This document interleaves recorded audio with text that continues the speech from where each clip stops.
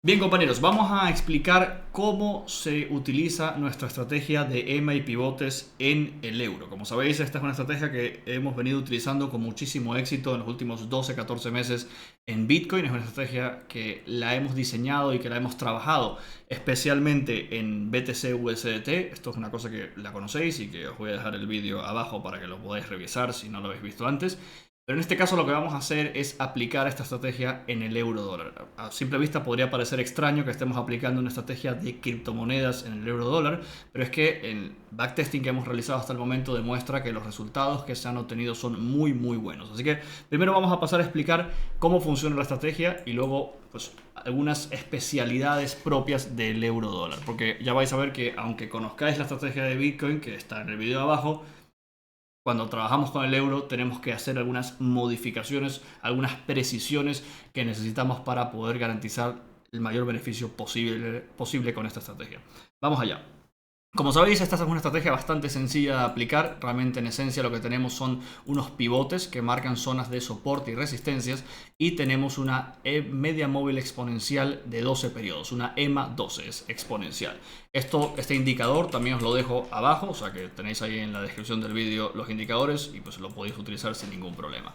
La idea de la estrategia es que una vez que encontremos un pivote y que el precio cierre una vela por debajo de la EMA, establecemos que se ha dado un punto de entrada. El punto de entrada se da, como podéis observar aquí, en el cruce de la vela que cierra por debajo de la EMA, el punto de límite. Y a partir de ahí configuramos un corto, por ejemplo en el caso de esta operativa, con el stop loss en el pivote anterior. En este caso, como podéis observar, tenemos un toque o un pivote, como os decía, el primer toque se da aquí, y luego esperamos hasta que tengamos una primera vela que cierre por debajo de la media exponencial 12. Cuando tenemos esa vela que cierra por debajo, insisto, esperamos a que la vela cierre y vemos el cruce donde se ha dado. Trazamos una línea horizontal y ya sabemos que ahí es nuestro punto de entrada. Ese es nuestro punto de entrada, en este caso sería un corto, y esperamos o anticipamos a que el trade vaya a testear. No entramos en el momento que cierra la vela, no entramos en el momento que la vela cruce por la EMA, no. Lo que entramos es en el límite que ubicamos en el cruce que hace la EMA con la vela que cierra por debajo de la misma. Vamos a hacer el ejemplo ahora con un largo para que lo podáis ver fácilmente. Aquí viene el precio bajando, que por eso le dicen pupú, por cierto. Bien, tenemos la vela bajando y generamos el pivote y esperamos a que una vez que se haya generado el pivote, la vela cierre o que una primera vela cierre por encima de dicho pivote. Por ejemplo, aquí tenemos esta vela que cierra por encima del pivote, ponemos el stop loss en el pivote y el TP a continuación. Ojo, no lo he comentado. El TP, como probablemente muchos ya sabéis, es un TP 1.7. 1.7 donde trabajamos ese primera toma de beneficios. Normalmente lo que estamos haciendo en Bitcoin es trabajar 75% de la toma de beneficio en el ratio 1.7, ¿de acuerdo? Ratio 1.7. Hemos probado también con 1.5-50%, que es un poco más conservador, pero en principio 75% 1.7 en euro dólar también está funcionando bastante bien. Esto, como veis, es bastante parecido a lo que ya hacemos con Bitcoin, es la misma dinámica, es la misma estrategia. Todo esto lo acompañamos también el estudio del RSI, que como sabéis, cuando el RSI se encuentra en zona extrema y sobre todo marcando divergencia, tenemos una mayor garantía de que el trade funcione. Si el trade se da en una zona en la que el RSI está intermedio, normalmente tenemos mucho más cuidado a la hora de tomar el trade. No necesariamente lo filtramos del todo, pero hay que tener en cuenta que ese es el primer filtro importante y en este caso es igual que en Bitcoin. Cuando tenemos el trade en una zona extrema, le damos bastante peso a que ese trade pueda funcionar. Cuando tenemos el trade con un RSI en zona intermedia, somos un poquito más cautos y quizás podemos elegir no tomar el trade. Sobre todo recordemos que estamos en 5 minutos, así que al final son temporalidades donde el precio tiene mucha movilidad, mucha volatilidad. Sobre todo cuando estamos con mercado americano abierto, que es también cuando el euro dólar más se mueve. Se mueve también el horario europeo, pero principalmente en el momento de solapamiento de mercados a mediodía hora europea o apertura del mercado americano es cuando más se mueve el euro dólar, cuando más oportunidades operativas se dan, pero también donde más tenemos que tener cuidado con las franjas intermedias, porque el euro dólar, incluso siendo un activo bastante más estable que Bitcoin, perfectamente puede dilatar hasta las zonas extremas del RSI con bastante asiduidad, como podéis observar por ejemplo en este último tramo que estamos viendo aquí. Bien, eso es cómo funciona la estrategia, pero vamos a los filtros específicos del euro. Cuando hablamos de la aplicación de la estrategia del EMA y pivotes, hay dos filtros principales que tenemos que tener en cuenta para aplicar correctamente esta estrategia que originalmente era para Bitcoin, pero que ahora la estamos aplicando también para el euro dólar. El primer filtro que tenemos que tener en cuenta es el filtro tendencial. Como sabéis, en la estrategia de Bitcoin tenemos un filtro tendencial que nos indica que cuando estamos trabajando con un trade, por ejemplo, que es alcista, teniendo una tendencia, por ejemplo, principal en 4 horas alcista también, pues oye, trabajamos con riesgo completo. En cambio, cuando tenemos un trade contratendencial, trabajamos con mitad de riesgo. Ya sabéis que cuando hablamos de contratendencial me refiero a que si, por ejemplo, yo tengo un trade alcista, pero la tendencia principal en 4 horas es bajista, entendemos que ese trade va en contra de la tendencia. Bien, pues ese tipo de trades contratendenciales normalmente los estábamos trabajando en Bitcoin con mitad de riesgo. Es decir, si estamos trabajando con un riesgo ordinario del 2% contra la cuenta, 2% o un lotaje específico o el riesgo que corresponda para cada operador, bueno, pues cogíamos y metíamos el trade con mitad de riesgo. En el euro dólar también podemos aplicar esa lógica, es decir, cuando estamos trabajando un trade contratendencial deberíamos tradearlo con mitad de riesgo. Pero aquí hay un pero, o hay una cuestión que es distinta a la estrategia en comparación con la estrategia de Bitcoin. Y es que resulta que el euro dólar es un par que suele tener direccionalidad muy fuerte y movimientos tendenciales muy bien desarrollados en temporalidades altas. Si nos vamos a estudiar el gráfico del euro dólar en 4 horas, vamos a observar que los movimientos alcistas y bajistas o las tendencias alcistas y bajistas en estas temporalidades son muy extensos, muy amplios.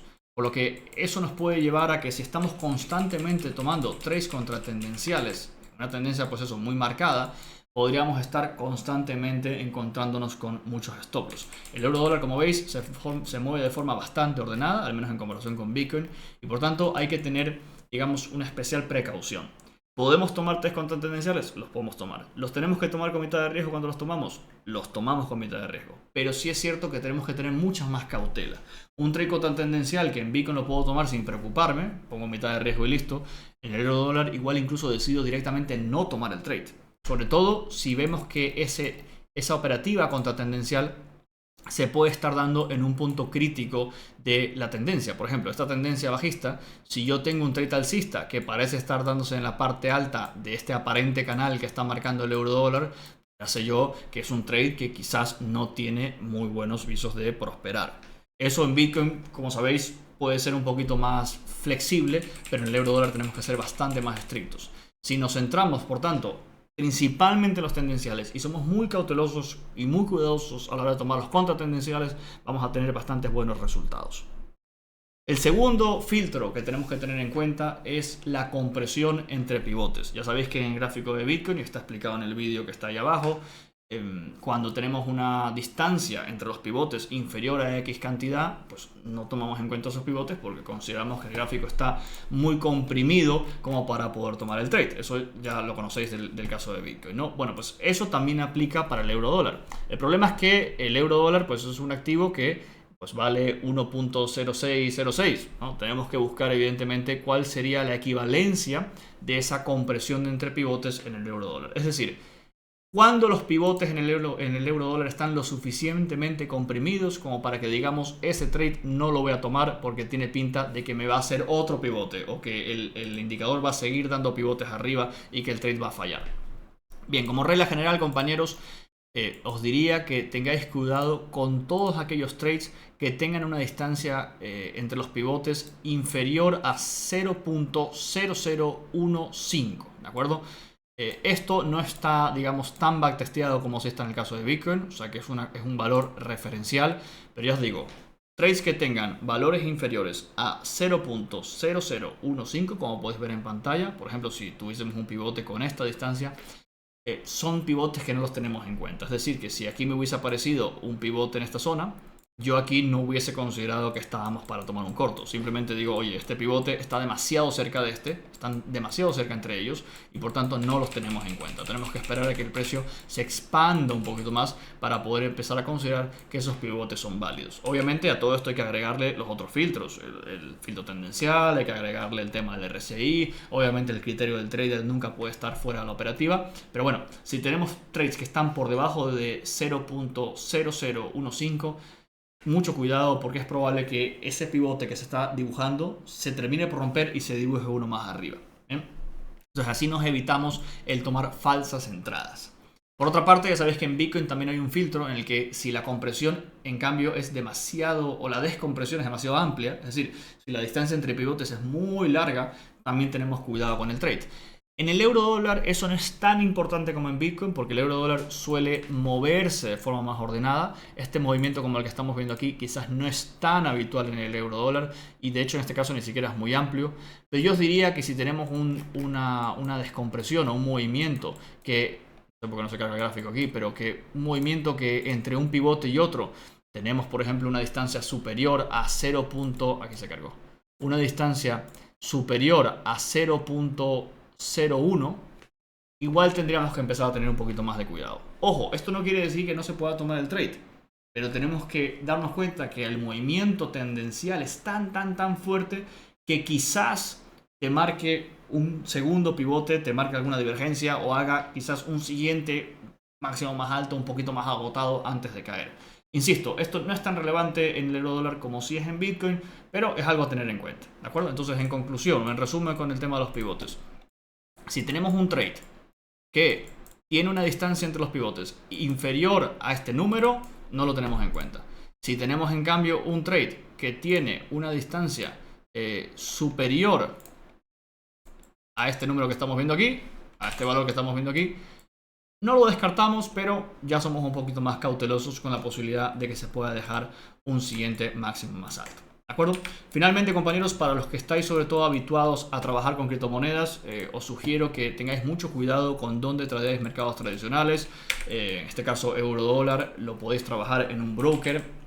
Hay muchísimos brokers que puedan seros de utilidad. En este caso, pues os sugeriría que utilicéis el broker SimpleFX, que es el broker que estamos utilizando nosotros. También os dejo el enlace en la parte inferior en la descripción del vídeo. Tenéis el broker que funciona espectacularmente bien. El spread es muy bajo, no hay comisiones, se puede fondear con cripto.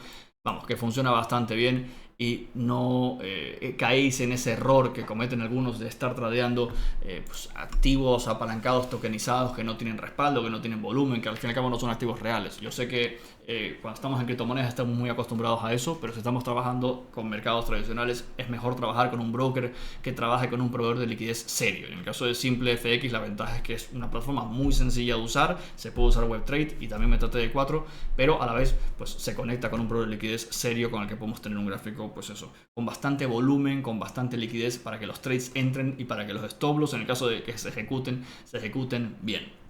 Así que nada, compañeros, esa es la estrategia de Bitcoin aplicada al euro dólar. Estamos todavía realizando, y esto es un pequeño disclaimer, estamos todavía realizando backtesting en esta estrategia, específicamente en el euro dólar. No tiene un backtesting tan extenso como tiene en Bitcoin, pero de momento los resultados que hemos ido obteniendo y que muchos de vosotros nos habéis comentado también en los directos de Twitch han sido bastante prometedores. Así que nada, cualquier duda en la caja de comentarios y las resolvemos.